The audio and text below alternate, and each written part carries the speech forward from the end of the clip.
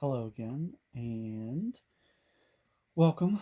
So we've got our shield, and we've done all the technical pieces and parts, and now it's time to give it some age, some distress. And sometimes, like at this point, I think to myself, this is where the fun begins because I really get to give it that added level of realism. So here's some Nuln, get that mixed up really nice, and some Agrax Earthshade.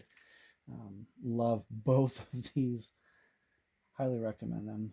These are fun to work with. So I'm going to start with the Nuln, and I've got a brush that I feel comfortable getting in to these areas, and we're going to dip in. We're going to pull out some of the excess so that we're right there in the top of the Citadel lid, which is really nice so that you can dip in without having to dip in and get a ton. But now we're just going to get right into it, and we're going to move our brush around, and we're just going to apply to all these recessed areas.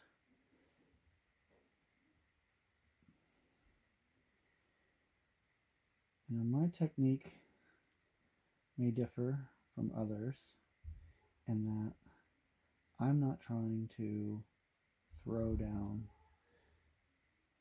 over the entire piece.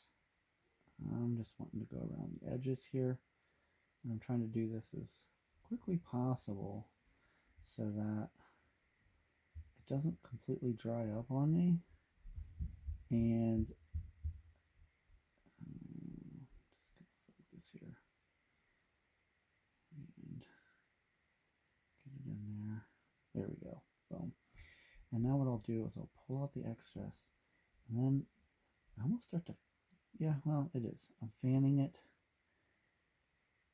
that edge, so that it's super, super thin.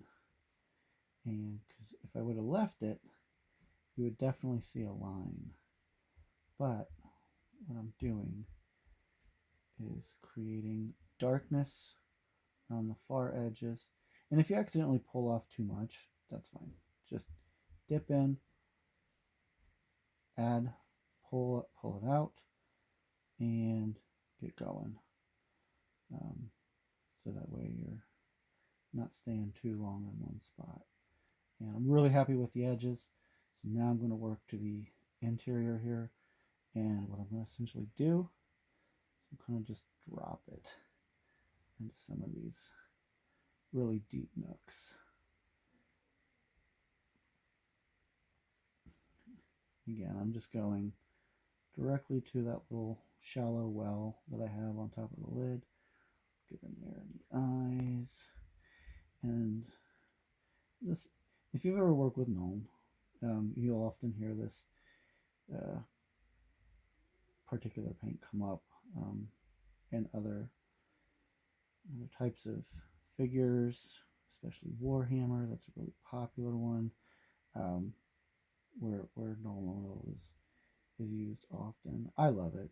It really it has earned its reputation of just being excellent and effective at what it does. I don't know if the camera's picking that up, but you can see where it's getting really dark in some of those recessed areas that we want. Adding that level of realism, adding that level of distress in all those places where dirt and grime would be found. Um, Again, this shield is, well, have originally said, it was a ceremonial shield. It's like, well, it put its time in. It's met plenty of foe, and its time and stood the test of time. So now it's maybe used less in that capacity, but it's wearing its scars, if you will. So again, just going around the edges, and as I get down to some of those edges, I can see where maybe I didn't perfectly paint things.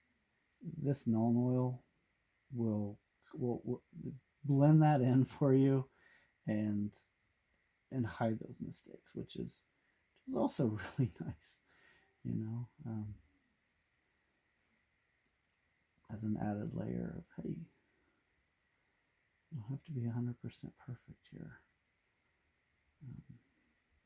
Because when I'm adding these nitty gritty details in, and I guess I probably should have mentioned that this normal is very fluid. It's not a typical paint. It's not a wash. It's a contrast that's very fluid, very fluid. Um, it behaves a lot like a wash, except it has more body to it. Um, so anywhere you touch is going to be is affected. So that's one of the reasons why you saw me fanning out edges. So there we are. Null oil.